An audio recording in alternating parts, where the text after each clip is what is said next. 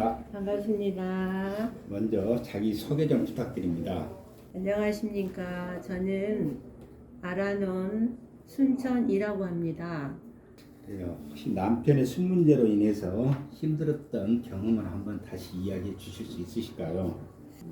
힘들었던 점은 많은데 제가 이렇게 네 가지로 얘기를 하겠습니다. 첫 번째는 안정적이고 정상적인 생활을 할 수가 없었습니다. 술을 마시면 잠을 잘 수도 없었고 또 맞벌이 부부라서 남편의 도움이 필요한 그런 경우가 굉장히 많이 있었는데 도움을 받을 수가 없었고 또 남편이 사고를 치면 제가 이렇게 수습을 해야 해서 굉장히 힘들었습니다.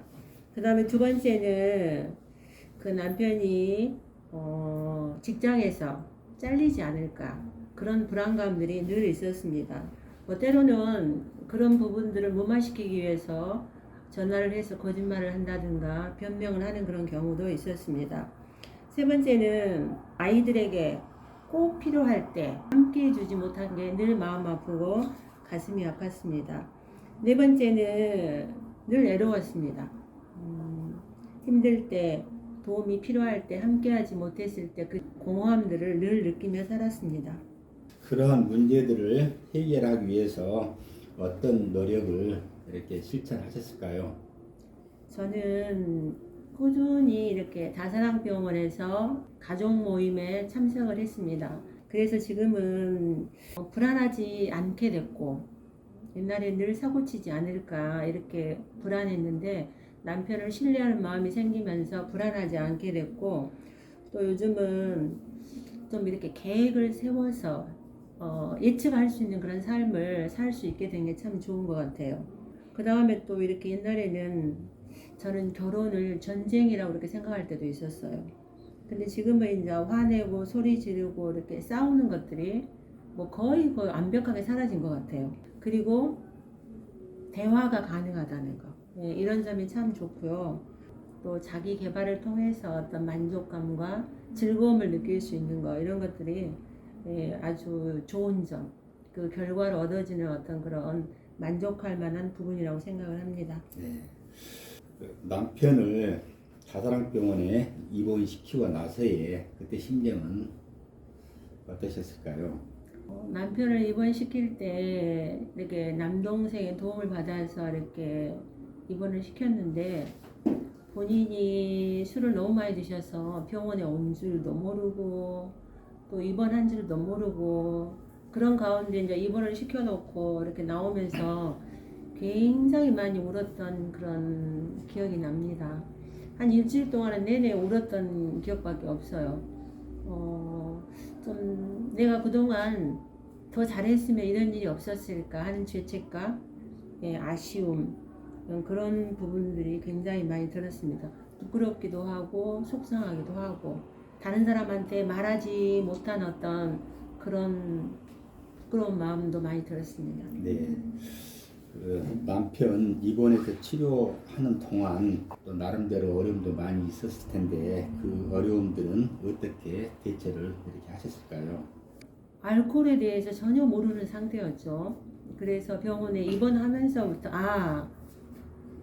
알코올은 의지의 문제가 아니고 이게 병이구나 하는 걸 알게 됐고요. 그래서 병원에서 하라는 대로 했습니다. 모임에 참석하라 해서 모임에 참석했고 또 상담사님과 의사 선생님과 이렇게 상담을 지속적으로 이렇게 하면서 알코올에 대해서 배우게 됐고 자연스럽게 이렇게 남편도 회복이 되고 저도 이렇게 같이 성장해가는 어떤 그런 계기가 된 것 같아요. 네. 다사랑병원에서는 매주 가족교육을 이렇게 실시하고 있습니다. 다사랑병원 가족교육에 참석하면서 혹시 느낀 점이 있으시다면요? 나는 나만 힘들다 이렇게 생각을 했는데 이렇게 다사랑병원에 와서 이렇게 참석을 하면서 나 같은 사람이 많구나, 똑같은 힘든 사람이 참 많구나, 그거를 알게 됐어요. 그리고 나 혼자가 아니다, 함께 할 수 있는 사람들이 많구나. 그래서 이렇게 함께 하면 가능하겠구나. 그 다음에 이제 이게 공부하면 알코올에 대해서 공부하면 희망이 보이겠구나. 그런 생각을 했습니다. 혹시 가족 모임에 참석하시면서 힘든 점은 없으셨을까요? 저는 이제 집이 순천이기 때문에 강주로 이렇게 와야 되기 때문에 그 거리상의 문제가 있었고, 그 다음에 저는 이제 직장 생활을 하고 있기 때문에 항상 좀 피곤했어요. 직장에서 피곤하고 가족들을 또 혼자서 챙겨야 되고 그런 부분들이 있어서 주말에는 좀 이렇게 쉬고 싶다. 이런 생각을 많이 했는데 주말에 이렇게 어떤 계획도 세우지 않고 토요일 날은 항상 강주로 와야 되는 것이 처음에는 굉장히 부담스럽고 힘들었어요. 근데 이제 한 번 참석하고 두 번 참석하고 이렇게 참석하면서 힘이 생기니까 그 다음부터는 이렇게 힘들다기보다는 좀 이렇게 기대하는 마음, 설레는 마음이 생기더라고요. 예, 그렇게 해서 지금까지 이렇게 8년째 이렇게 계속해서 참석하고 있습니다. 그래요. 가족 모임에 참석하시면서 내가 좀 이렇게 성장되었다고 이야기할 수 있는 부분이 있으실까요? 첫 번째는 내가 치유가 됐어요.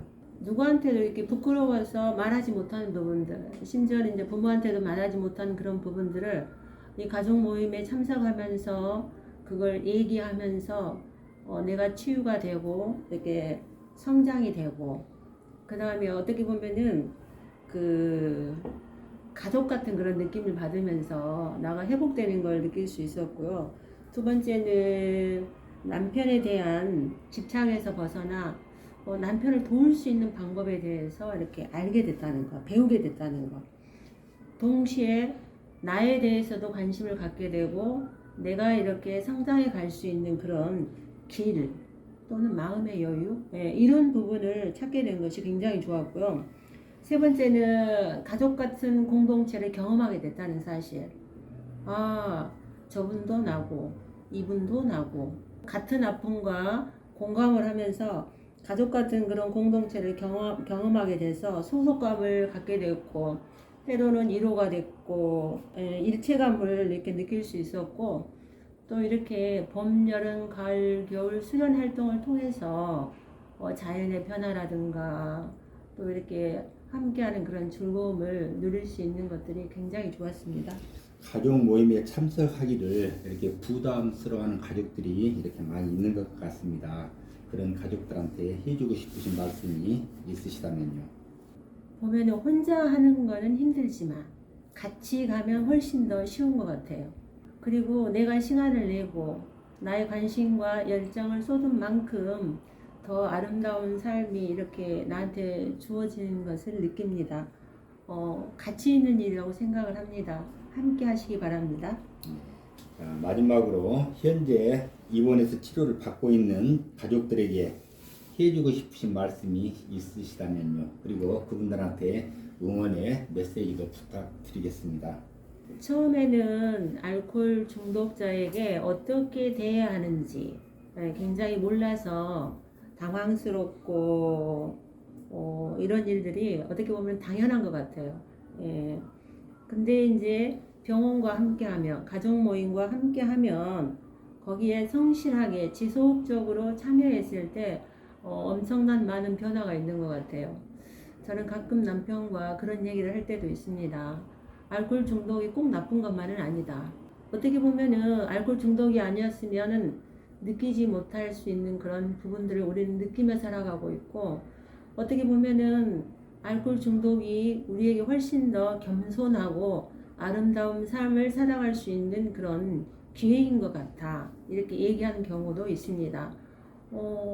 생각하기 나름이고 우리가 겸손하게 배우면서 살아갈 수 있는 중요한 기회가 되기도 합니다.